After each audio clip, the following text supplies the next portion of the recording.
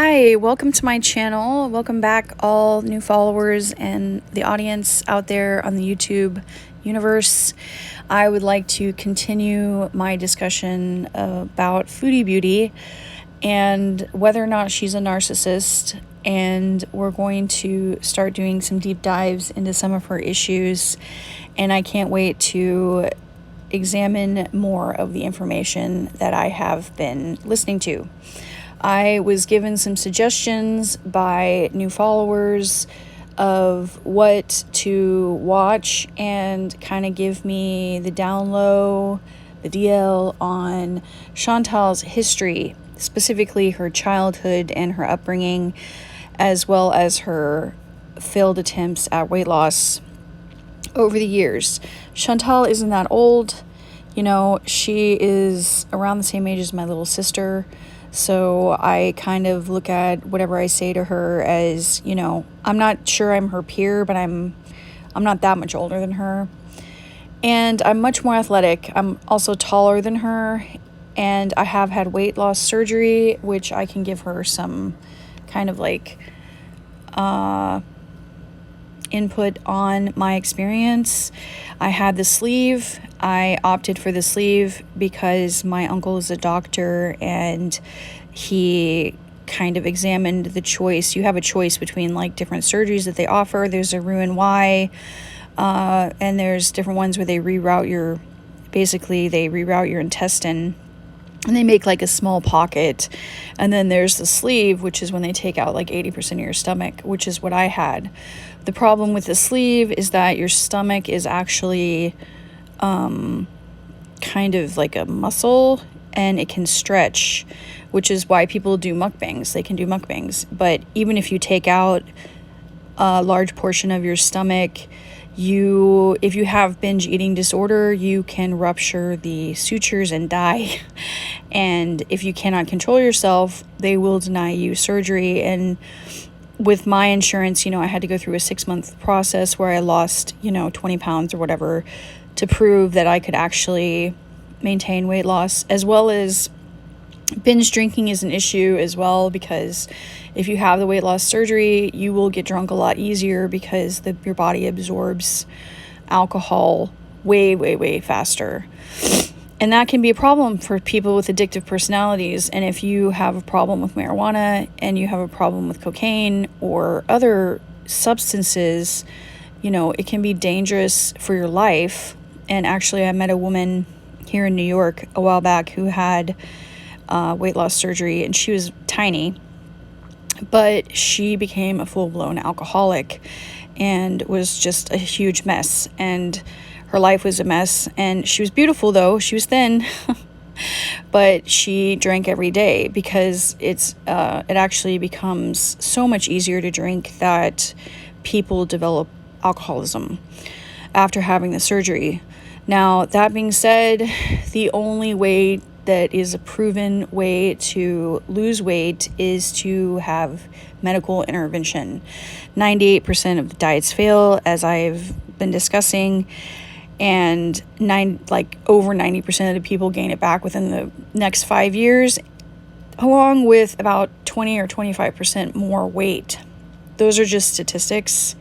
So it's dire. And if you don't deal with your binge eating disorder and don't do the surgery, it's unlikely without a huge lifestyle change and very strict kind of eating habits, like logging what you eat, tracking what you eat, tracking how much you exercise, things like that. It's a huge lifestyle overhaul. You will probably fail in the long run. It's just practical information. Among other things, Chantal's worldview is underdeveloped. She has not been taught anything about God, as far as I can tell. She doesn't know, anything about Christianity.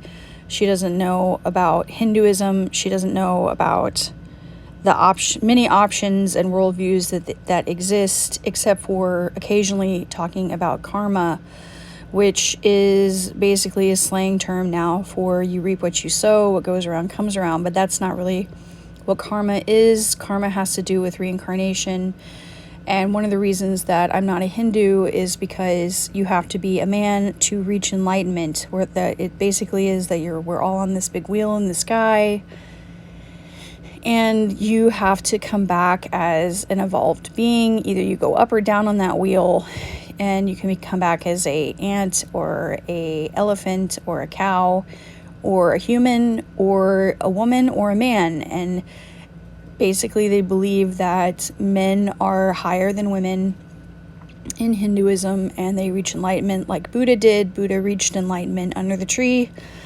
which is why you always see fat, happy Buddha, because he talks a lot about the joy of eating. And there is like definitely a dialogue between Christianity and Buddhism and some of the similar outlooks on life, on realizing that we're not going to be here forever.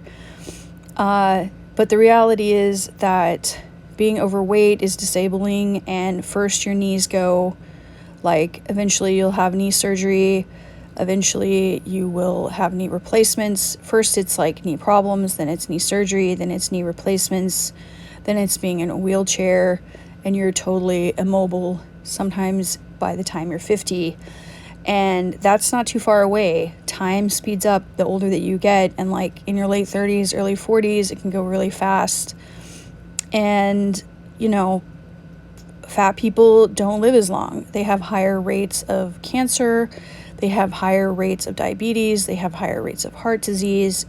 And I think she knows this on some level because she talks about it, but I do not think that she will be able to do it without some serious lifestyle overhaul, which if she has the income, she should definitely consider therapy, which I know people have talked to her about therapy, but it's really not therapy that's going to do it. It's just going to be like, at some point, like, you have to accept the fact that you have issues that may not be resolved, and because you were abandoned as a child, and you have to make the decision to eat a certain way and to exercise every day and kind of try to take your emotions out of it and quit blaming your emotions, because at some point it's a